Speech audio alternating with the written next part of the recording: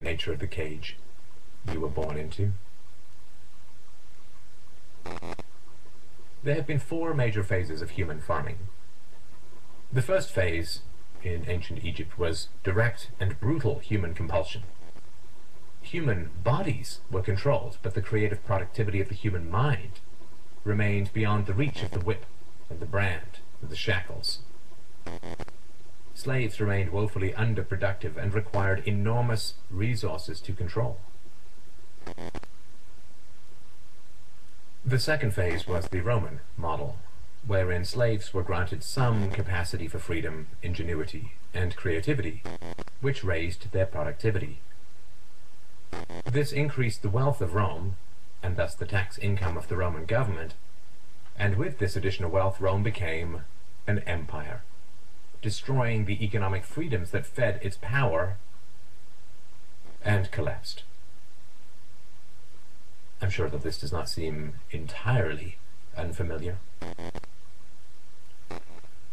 After the collapse of Rome, the feudal model introduced the concept of livestock ownership. And by the way, folks, that's why for the last 100 years we have been in a state, and I believe it's actually Armageddon.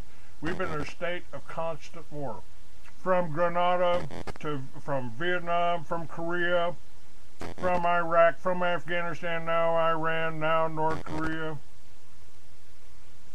Or then we've never signed a peace treaty with Korea. We are still at war with Korea, and evidently, judging from the troops that we got in Germany, we're still occupying Germany and helping the Zionists do that. And by the way, I've got new sites, new films up, one by David Duke that paints a really good picture.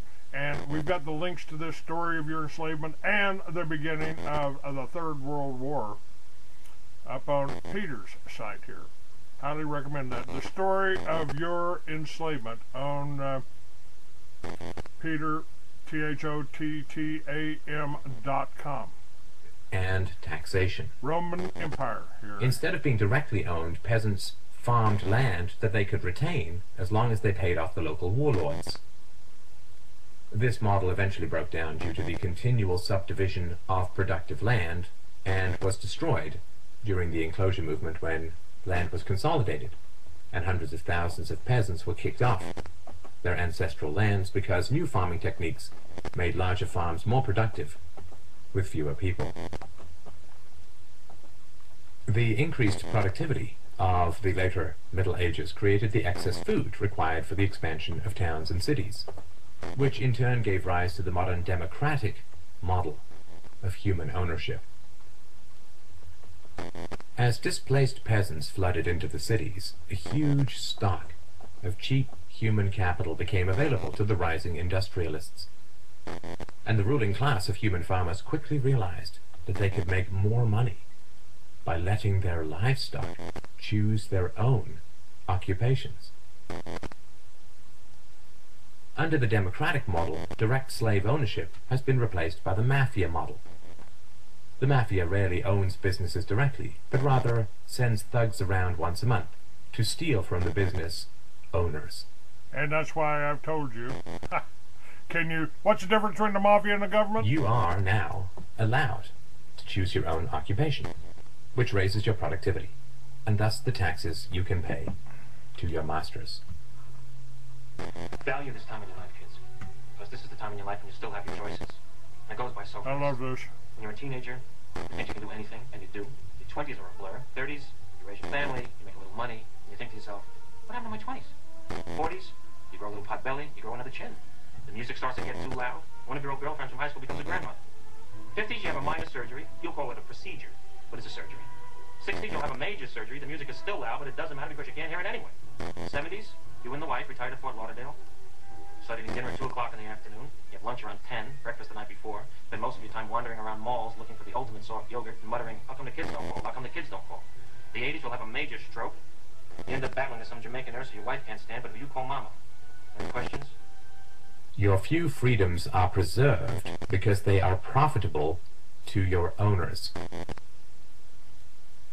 The great challenge of the democratic model is that increases in wealth and freedom threaten the farmers. The ruling classes initially profit from a relatively free market in capital and labor, but as their livestock become more used to their freedoms and growing wealth, they begin to question why they need rulers at all. Ah well, nobody ever said that human farming was easy. Keeping the taxed livestock securely in the compounds of the ruling classes is a three-phase process. The first is to indoctrinate the young through government, quote, education. As the wealth of democratic countries grew, government schools were universally inflicted in order to control the thoughts and souls of the livestock.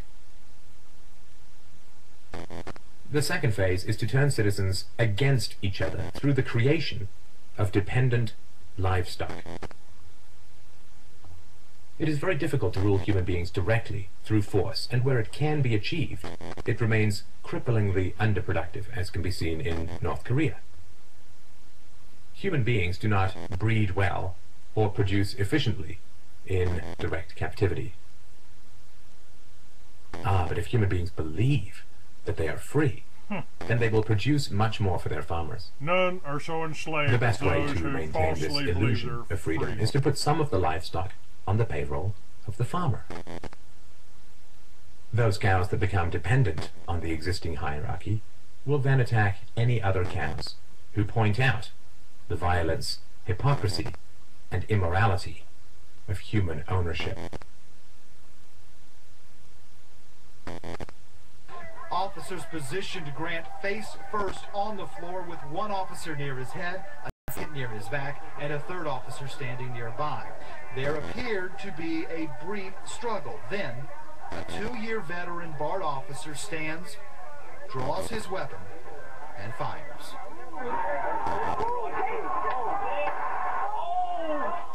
Freedom is slavery, and slavery is freedom. If you can get the cows to attack each other whenever anybody brings up the reality of their situation, then you don't have to spend nearly as much controlling them directly. Those cows who become dependent upon the stolen largesse of the farmer will violently oppose any questioning of the virtue of human ownership.